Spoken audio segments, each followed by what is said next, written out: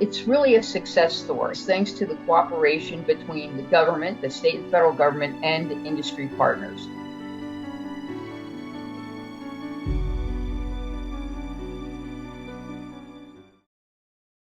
One in 379 sheep sampled at slaughter in 2002 to 2003 were positive. So that was kind of our peak time. And since January 1st of 2021, which is where we had our last case, only 1 in 50,000 sheep sampled were positive on farm or slaughter. Over 70% of sheep genotypes from 2019 to 2022 were found to be resistant to Scrapie.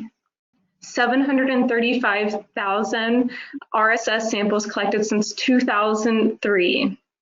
We've had 58,000 on-farm samples collected since 1999, and our last case of classical Scrapie was found in fiscal year 2021, which means if we don't have another Scrapie case, we will be eradicated from Scrapie in the United States in 2028. Scrapie was first moved, purebred sheep, namely Suffolks, from the UK to Canada, and it was first detected in Canada in 1938. And then in the US, we first reported our first case was diagnosed in a Michigan flock, and that was 1947. And that was through the import of British origin sheep from Canada. There was not a real big response in 1947. That was pretty much contained. But in 1952, in California, there were 2 associated flocks. And in those flocks, there were 21 sheep showing signs of Scrapie. So the California wool growers, the California Department of Agriculture, the National Wool Growers Association, the U.S. Livestock Sanitary Association urged the USDA to take immediate action. The Secretary of Agriculture declared an emergency, and this was in the end of October 1952. And Title IX of the Code of Federal Regulations, Part 78, it was declared Scrapie in sheep, and it provided the department the authority to quarantine and have regulations that restricted the interstate transportation of the sheep because of Scrapie. And then in December of 1954, the emergency order was terminated. Scrapie had been spread quite a bit, and it became a regular part of the disease control program. And that was under Part 54, which we still have authority under that part in the 9 CFR today. And then sheep destroyed because of Scrapie was added to the CFR on a permanent basis. And at that time, the program consisted of laboratory confirmation of clinical Scrapie, the quarantine and slaughter of all animals in the infected flock, the tracing and slaughter of exposed animals and their progeny. And at that time, indemnity was paid. It was $25 for grades and $75 per registered animals. We're talking the 60s, so no one had identified the agent at this time, so there was a lot of different theories. We went to a bloodline surveillance program, and that really was because the industry, the total flock to population was taking these really important genetic lines. People, it kind of drove the disease underground. There wasn't a lot of money for the disease, so it was thought that, hey, there is something connected with certain bloodlines. So we went to a bloodline program. It was actually in 1983. So this, again, shifted the emphasis away from total flock to population. Talked about this whole thing about if it was transmissible or a genetic disease. Well, it turned out, actually, it was a combination. Scrapie is an infectious. It's a transmissible disease with a genetic influence. The problem with this was that it wasn't just a genetic disease, and so the industry became frustrated. The regulators became frustrated. The cause of the disease was not really known at that time. The natural modes of transmission were poorly understood.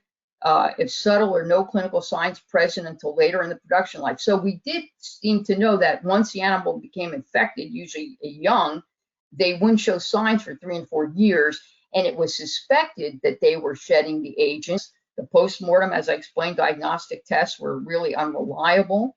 We were missing cases. Other factors were not, no identification requirements. So that limited our traceability. And it was a reluctance by producers, to report clinical suspects. Came up with regulations which established identification of sheep from Scrapie infected and Scrapie source flocks. A one-time indemnification. So we raised the indemnity to try and find any infected and source flocks. and then established a voluntary Scrapie flock certification program. It was really important for folks that were looking to buy from flocks that had some history and some proven that they didn't have Scrapie.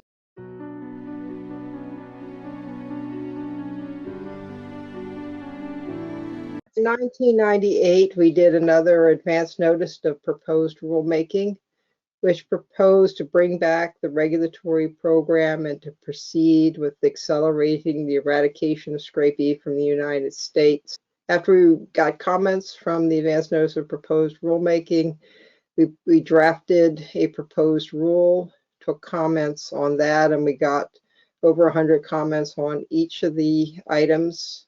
We put together the draft regulation, we published it for public comment, and then we made a lot of changes based on all the input that we received. And we were able to get an emergency declaration that came with $10 million in emergency funding that allowed us to kick off the program in 2000. The final rule was published in September of 2001. Things that we changed from what had been happening in the past was we made it mandatory identification of animals on change of ownership. We recognized that we were not going to find all of the Scrapie infected flocks without increasing our surveillance.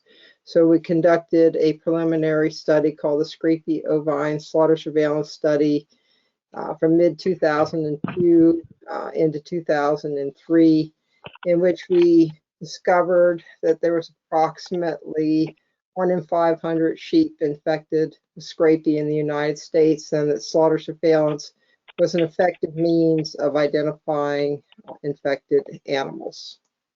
So we converted it to an ongoing surveillance program in 2003, which was called the Regulatory Scrapie Slaughter Surveillance Program.